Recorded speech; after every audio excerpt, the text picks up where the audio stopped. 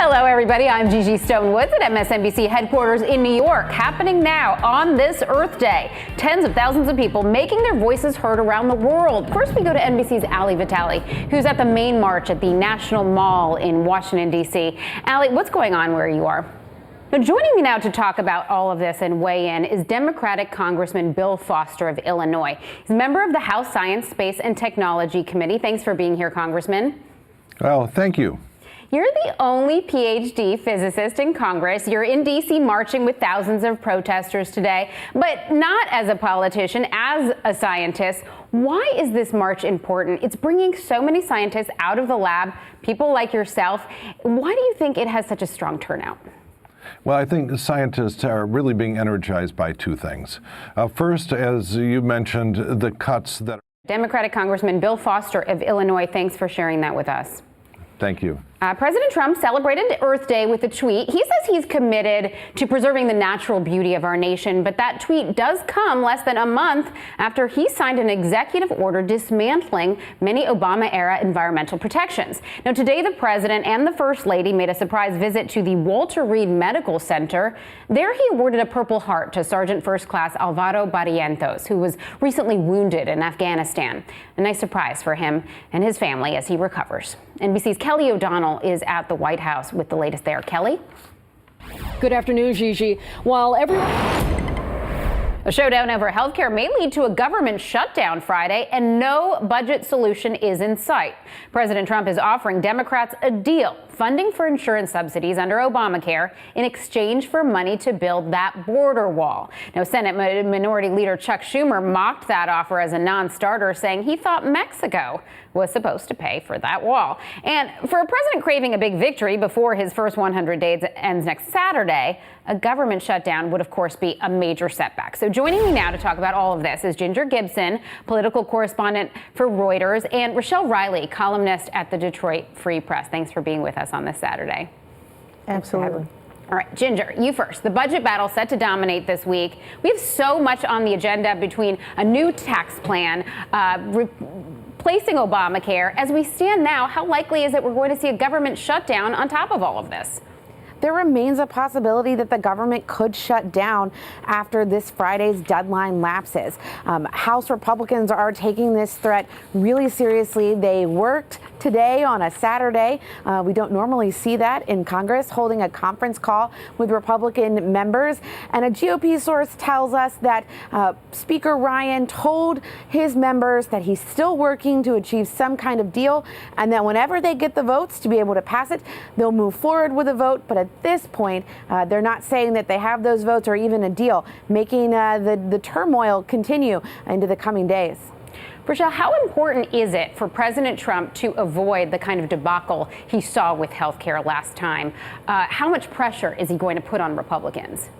Well, I don't know if he's feeling the pressure, but I know that for people across the country, particularly in middle America, this would be yet one more example, one more piece of evidence that this administration is governing like 5-year-old children with the attention span of a Saturday morning. There's no strategy, there's no planning. A potential government shutdown on top of not getting any kind of deal on health care, not having a budget plan, and, tax plan being a pipe dream. It's beginning to really look like they're out of control. But there are really specific ramifications here, Ginger. More than 300,000 people in Michigan are signed up through Obamacare. They're already worried coverage may be taken away. What do you think the political ramifications are if this healthcare fight actually leads to this feared government shutdown? The optics of this could be really bad. Even just saying that they're willing to trade healthcare dollars for wall dollars, that's like trading sick people for a border wall that doesn't have robust support across the political spectrum. That could be very dangerous. We know that Republicans think that they shut the government down the last time and didn't have any real political ramifications for that. But people are paying attention, and they left Republicans completely in charge. So it's going to be hard for them to say that a government shutdown belongs to Democrats when they control all of Washington at this point. And how much of this has to do with, President Trump is saying this 100 days is just symbolic, but historically it is how we have judged presidents in the past. And he is saying that this is silly, but he does seem to be trying to put a legislative feather in the administration's cap ahead of this symbolic mark. Michelle. Well, I think he has set this own deadline and set up himself for failure because he wanted to do so much so quickly. So while it may seem silly now, he told people he would do many things on day one, and then he promised to do things within that first 100 days. And so far, he's not had the victories that he thought. And when you're talking about working class families in Michigan and Wisconsin and Pittsburgh and places that have been hurt by the economy and hurt by people not paying attention, they are absolutely watching.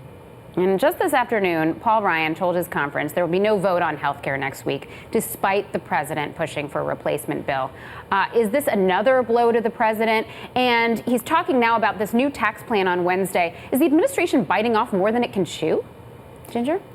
We've seen the administration start to come to the reality that Congress doesn't exactly take directions the way they would like to give them all of the time, and that it might not happen as quickly as possible. This is a lot. This is a White House that has shown struggles juggling one ball, juggling three balls could prove to be very difficult for them.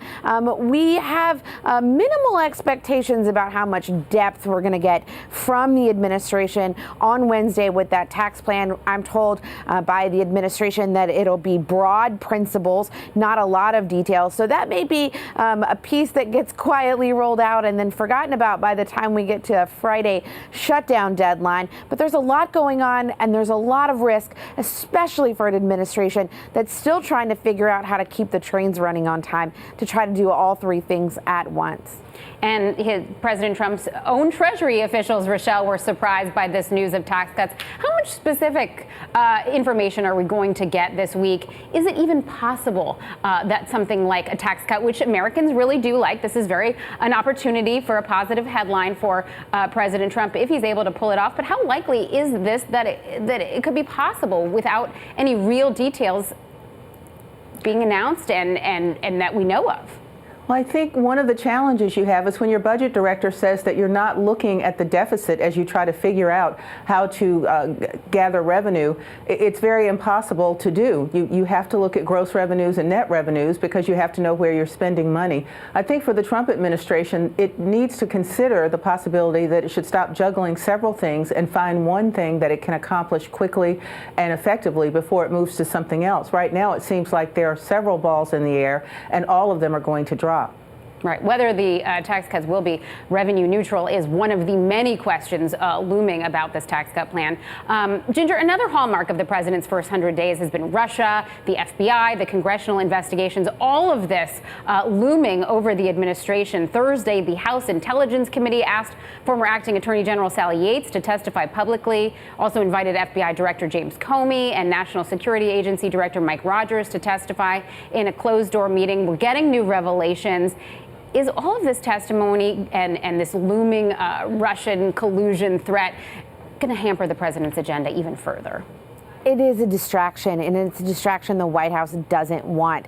If they're trying to juggle multiple things, multiple balls, the last thing they want is someone throwing additional balls at them while they're trying to do that juggling. There's a risk that it derails their message every day. Every time someone's talking about Russia is a day that they're not talking about the tax plan, is time that they're not talking about infrastructure or the Veterans Administration or creating jobs or changing steel policy or all the other things the White House wants people to be talking about. And it still remains a risk that it could snowball out of control, that the White House could lose control of the message, and that the House or the Senate doing these investigations should start to uncover even unrelated things. We've seen that historically happen with administrations that cause even more problems. Especially for a president very concerned about optics. One of the things he's doing, Rochelle, is holding a rally Saturday in Pennsylvania to mark those first 100 days. What achievements will he be able to give to his supporters, considering we have a lot of executive orders, Supreme Court pick, but not a lot of legislative successes? Well, he's proven in the past that with these rallies, he can keep his supporters' attention away from other things. In this case, it's the White House Correspondents' Dinner. But it also means they're not talking about the budget. They're not talking about health care. They're not talking about Russiagate. And I'm just stunned sometimes at the idea that he would be out doing something like that instead of really focusing on one of these situations, one of these issues to have a victory. I think while he's having a rally with supporters, he should be trying to figure out how to fill some of the ambassadorships in 50 countries because the State Department is in a mess. And then he's got attorneys general that he has to pick, and that's not done. So it's almost like there's no real work going on while they're trying to pretend at work. And if you had one word to describe this White House, it would be chaos. Well, they do have a lot of work ahead. That is indisputable, but his support from his fan base is unwavering. Rochelle Riley and Ginger Gibson, thank you for joining us on this Saturday. Thank you. Voters in France getting ready to elect a new president, and it comes in the shadow of the most recent terror attack in Paris. Could that help the far-right candidate who's been compared to Donald Trump? We'll see in a minute. Chilling new video from the Paris shooting attack that killed a police officer. Firing हो गई बेटा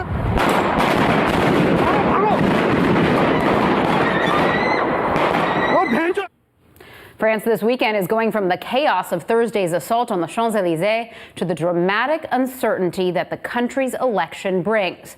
Thousands of police and soldiers are on patrol with the first round of presidential voting tomorrow after the shooting by a man carrying a note supporting ISIS. Now, this latest terror in Paris could help put Marine Le Pen in office, the far-right candidate known for her hard line on Muslims and immigrants. She wants France to leave the EU and drop the euro, and she is skeptical of NATO. Le Pen also has a warm relationship with Russian leader Vladimir Putin. President Trump thinks the attack will have a, quote, big effect on the election. He's not endorsing Le Pen, but he does call her the strongest candidate on issues like borders. Now, her main rival is Emmanuel Macron, who is on the center left. He wants France to stay in the EU. Now, he talked this week by phone with former President Obama, who also stopped short of an endorsement. Hello. Hello, Mr. President. How are you? The main message I have is to wish you all the best in the coming days, and make sure that, as you said, you work hard all the way through, because you never know. It might be that last day of campaigning that Yeah, I do agree. makes all the difference.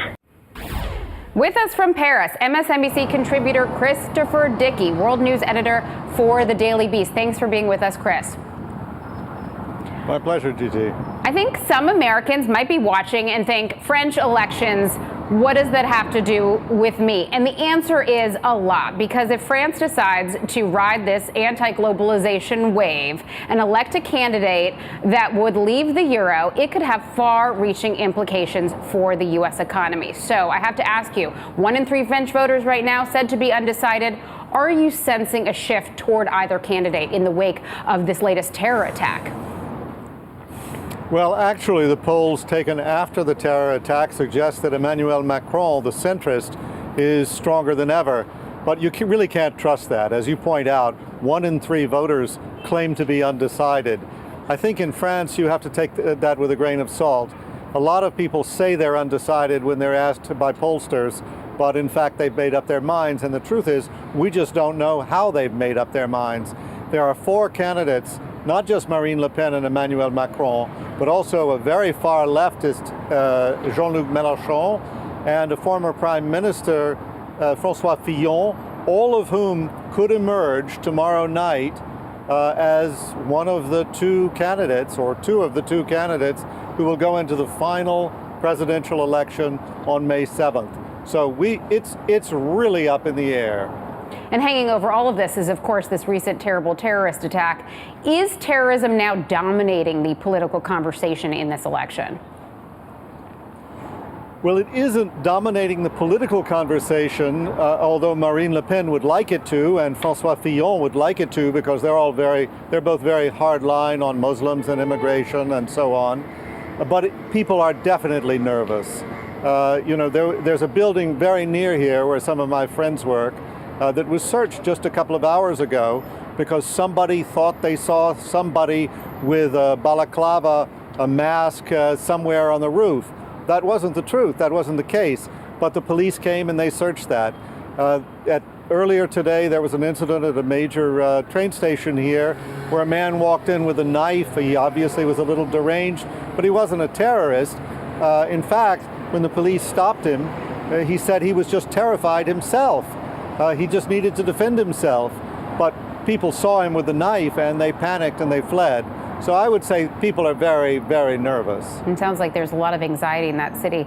But we do have to discuss this political conversation with the election looming and the idea of Frexit, which surprised so many people when Britain decided to leave the EU. Marine Le Pen supports this. Where do the French stand from your conversations on this idea of leaving the European Union? Well, you know, I've been following Marine Le Pen for a long time, and she's very articulate on this. She says if you look at history, whenever Europeans have had a chance to vote in a referendum about European unity, more Europe, more EU, they voted against it. And the classic case here was in 2005. There was a European constitution that had been written very much by the French. A former French president, Valéry Giscard d'Estaing, had been the head of the drafting committee, and the French voted it down. They voted against it. And it was only after the governments got together that they were able to pass the Lisbon Treaty and move ahead with the European Union. So she looks to that, and I think a lot of people should look to that and say, if she holds a referendum right after she's elected, if that happens, she can probably count on a very skeptical vote here in France. And if that happens, then one of the two core countries in the European Union will withdraw, which would be the end of it. And if that happens, we can also see NATO weakening dramatically. And if that happens, we see the whole European sphere opened up to Russian, how shall I say, ambitions, both economically and territorially. So is it an apocalyptic vision? Yeah, actually it is. Well, you do speak of Russia, and Le Pen has this close friendship with Vladimir Putin. Is this going to help or hurt her? Because we have seen President Trump's relations with Putin sour quite quickly. Yes, but there's a lot of inbuilt anti-Americanism. Well, the French are very funny when it comes to the United States, and that reflects their attitudes toward Russia. The attitude of 3 of the 4 leading candidates toward Russia is very favorable. Fillon, Le Pen, and Mélenchon. Mélenchon has even talked about renegotiating the borders of Europe with Russia. So she's not an outlier on that one. Actually, it's Macron, the centrist, with Obama's support, who looks like he's very different from the rest of the field. But we'll see how that plays out. The fact is, Putin, Russia, stands to be the very big winner of this election if we're talking about any of the 3 candidates winning except Macron. Well, an interesting election with far-reaching implications. Christopher Dickey in Paris, thanks. Thank you, Gigi. They may not be the first people you think of when it comes to angry protests in the street, but today scientists are actually demonstrating across the country against what they see as a war on facts. And I will be joined by one of the organizers of today's Earth Day marches. Stay with us. Rallies today across the country and around the world marking Earth Day with marches for science. Tens of thousands of people are out today, even in the rain, drawing attention to the need for more federal funding to government programs that support science research. Now, others are pushing back against lawmakers who ignore fact-based data when enacting policy. And joining me now is one of the organizers of today's march, marine biologist and conservation strategist, Ayanna Johnson. Thanks for being here. Thanks for having me. Why did you feel the need to organize this march? I was really concerned by what I was seeing in terms of policy. We were seeing scientists being censored and silenced. We were starting to see data sets disappear from government websites. Obviously, the funding, the threats of funding cuts were really concerning. EPA budget by 70%. And that's the funding that keeps our drinking water safe and our air clean and our food safe to eat. When you cut the budget of the National Institute of Health, that has real implications for our health and well-being. happening. And it seemed like the problem was that the public didn't understand the value of science in our everyday lives, and that was a failing on the part of the scientific community. So one of the main goals of the March for Science in the long term is to make sure that we improve scientific outreach and communication, as well as the second being improving scientific literacy across the U.S. and the world by making sure that people have great opportunities to access really good scientific education. President Trump is taking notice of today's activities. He did tweet on this. At least today on Earth Day, he said, "We celebrate our beautiful forests, lakes, and land. We stand committed to preserving the natural beauty of our nation." So what's your reaction to this? Do you think that the president understands the need to science and climate change efforts? Is he celebrating Earth Day? I don't know. I wish I had a crystal ball. I mean, I can't read his mind, but certainly if what he wants to do is protect our rivers and streams and forests, then that takes dedicated policy efforts. That means you have to fund the Environmental Protection Agency and the Department of Interior and the Fish and Wildlife Service and NOAA, because those are the agencies that do that really important work. All right. Well, on the campaign trail, President Trump criticized Barack Obama for the landmark Paris Climate Accord to curb greenhouse emissions. And so far, Trump hasn't said what his administration is going to do. If you could speak directly to the president, you can't read his mind, but you can talk to him. What would you say? I would say the science is settled. Climate change is real, and the question is only what are we going to do about it?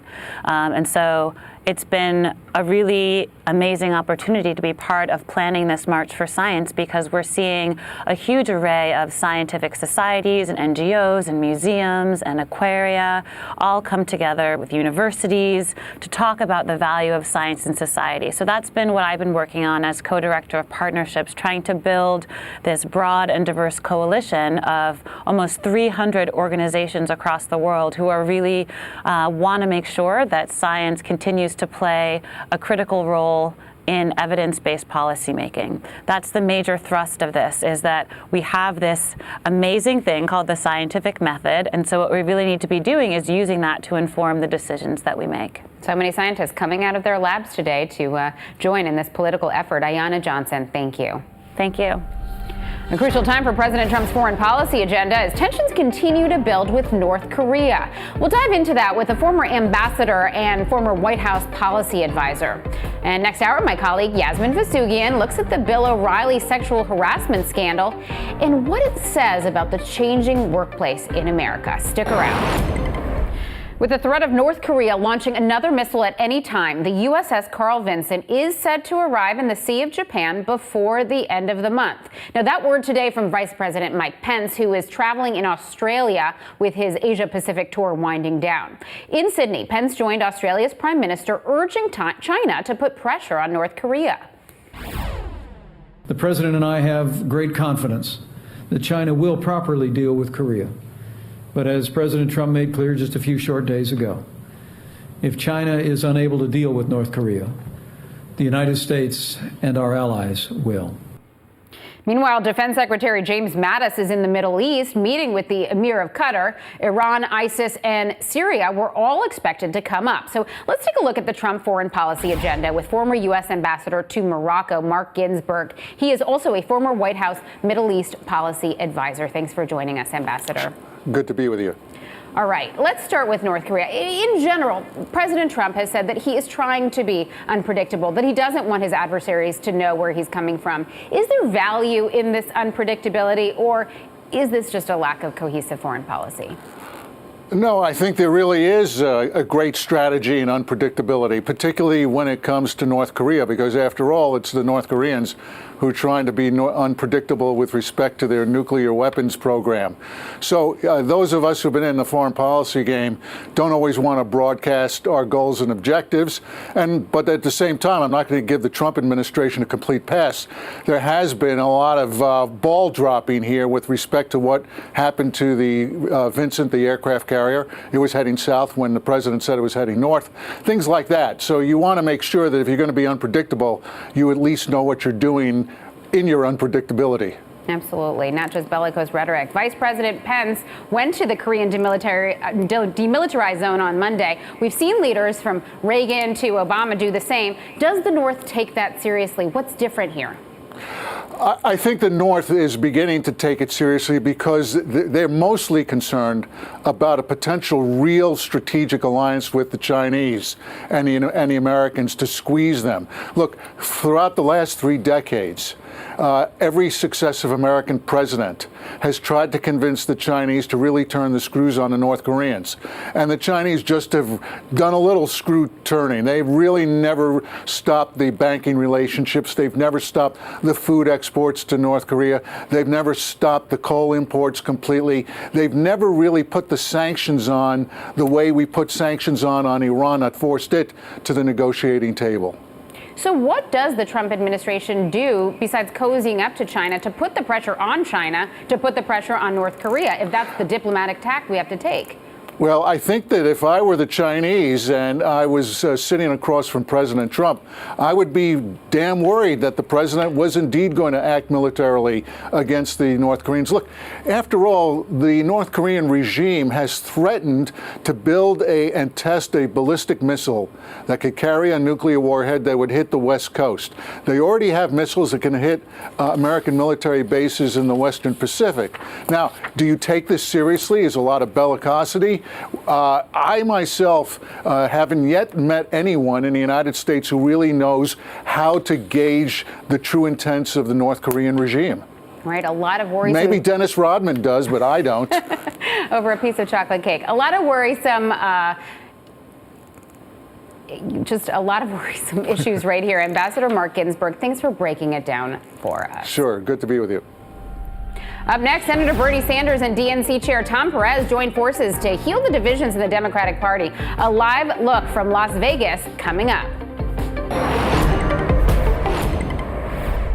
DNC Chair Tom Perez and Senator Bernie Sanders teamed up for their Come Together Fight Back tour. They started in Maine, and the last stop was Las Vegas. Sanders and Perez hoping to energize their Democratic base against President Donald Trump and the GOP party. Now, the tour consisted of visiting 7 red states that the Democrats lost in the 2016 election and 2 purple states Democrats won in 2012 and 2016. Now, the duo addressed key policy issues on the tour, such as health care, immigration reform, and equal pay for women. NBC's Alex Seitz-Wald is in Las Vegas and joins us live. Alex, what are you hearing?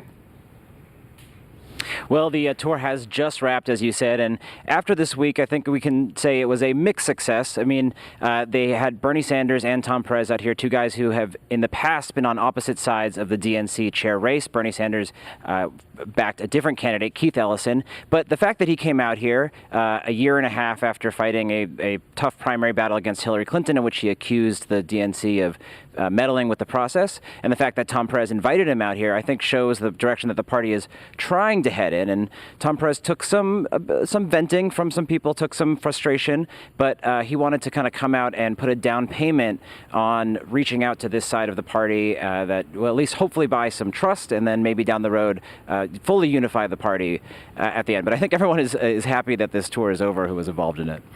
It's supposed to be a unity tour. Does it highlight some of the divisions within the Democratic Party, though? Yeah, it certainly did. I mean, there was a bit of a controversy early in the week when Bernie Sanders declined to say that John Ossoff, who's the candidate in the Georgia congressional election, is a progressive. And then there was also a separate controversy when he campaigned for a mayoral candidate in Omaha, Nebraska, who has a mixed record on abortion. That caught some flack from pro-choice groups. But, again, this is a party that lost. And when you win elections, the party looks very happy and everyone gets together. And when you lose, that's not the case. So it's going to take a lot of work, and I think this was the beginning of a process, and maybe after this week they'll see that it will take a little bit longer than they had initially hoped. NBC's Alex Seitz-Wald, thank you. Let's continue now with a look at the Democrats. The fractures deep within that party are a little harder to ignore today. And joining us now is conservative commentator Kirsten Haglund and David Burstein, CEO of Run for America, an organization devoted to bringing a new generation of voters and candidates into the system. Thanks for being here. Speaking of bringing in this new Democratic Party, the new voices. We've got Bernie Sanders up there, who's like the most mobilizing figure in the Democratic Party, even though he's registered as an independent. But don't we need to see some new blood to bring the Democratic Party together? I think that's absolutely right. I mean, look, the Democratic Party not only lost, but right now they are a rudderless ship. No one can even tell you who the leader of the Democratic Party is. It's not Bernie Sanders. It's not Tom Perez. The real people, the real energy in the Democratic Party are hundreds of thousands of people across this country. You see them marching today. You saw them marching, all year, who are activists, and those are the people actually leading the party. And a lot of those people need to start channeling their efforts away from protests, which may continue to draw attention, but not actually change anything, and actually stepping up to run. There's more energy, and we see it every day at Run for America, in people who actually want to step up and serve their country. We need to actually start seeing more of those people step up to the plate, because the Democratic Party needs it badly. It's not going to be solved by either Bernie Sanders or by another generation of people who've been in the system for too long. The world has changed too much. The landscape has really changed in a really meaningful way, and the Democratic Party needs to start listening to that and understanding that, and spend more time actually talking to those people. And hopefully this tour is the beginning of that, but clearly they got a long way to go. Both parties are very fractured right now, Kirsten. What does the Democratic Party need to do to bring itself together? The Republican Party need to do to bring itself together? There are a lot of different voices out there fighting. There are, and it's interesting the difference between how the parties look in Washington versus how they look on the ground. Because in Washington, the Democrats are very united right now against Donald Trump. Unfortunately, they don't really have any other suggestions about how they want to move forward. It's just this opposition because they're being pushed by these liberal activist groups like David describes. Republicans, though, too, are fighting their own battles. You've got this division that we're seeing play itself out with healthcare right now between the House Freedom Caucus and those that are a little bit more moderate. And as we've seen over the last couple of weeks, as these members go home to their districts, where maybe there are 23 House members where Hillary won their district, but they're moderate Republicans having to figure out how to deal with these two very passionate sides of the aisle, people who very passionately dislike Donald Trump and those who absolutely love him. So these members are, especially the ones in swing states, are trying to find that delicate balance right now. And at the end of the day, they not only need to run, these Democrats or Republicans too, but Democrats need to get out and vote, because that's why Trump won and they didn't show up at the polls. Democrats also need to start actually having a vision. All we have heard for the past 6 months now is why Donald Trump is the worst. The same stuff that, frankly, they said for 18 months and failed same things Republicans did with Obama. And so the Democrats are falling into the same trap the Republicans fell into under Obama, of saying no to everything, opposing everything, and really they're playing the entire game on Trump's turf. Congress has so much to do this week. They're coming back from this recess. They are going to deal with this new tax plan that's going to be announced Wednesday, potentially. Healthcare reform again, and they want to avoid another debacle. And of course, the biggest looming threat, this government shutdown that could happen as early as Friday. Are they biting off more than they can chew, the administration? How is all of this going to happen? Well, with the budget showdown, you actually might see some unique bipartisanship here because of the fact that they didn't have the win. Republicans didn't have the win on health care that they wanted, and they know that tax reform is looming. They don't want to shut down the government. It would look very bad for the GOP, and they really would have no one else to blame because they are in power in the House, Senate, and the White House. So that's partial good news. With the health care bill, it'll be interesting to see if Ryan can bring these two factions, as I described earlier, together, because they've got something for both, right? They've got red meat for both. You've got the essential health benefits, which are going to stay intact. However, this state waiver. So the good news would be that it passes in the House and then it goes to the Senate, where you'll see some more debate. The bill will change a little bit more, and they can at least show something that's in progress.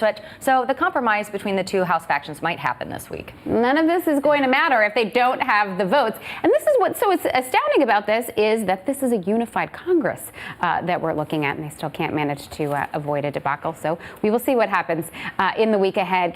Kirsten Hagland and David Burstein, thank you so much for joining us. Thank you. That about wraps it up for this hour on MSNBC. I'm Gigi Stonewood. Stay with us for much more news. In our next hour, my colleague Yasmin Vasugian picks things up right after the break, including the very latest on global marches taking place today on Earth Day in support of science.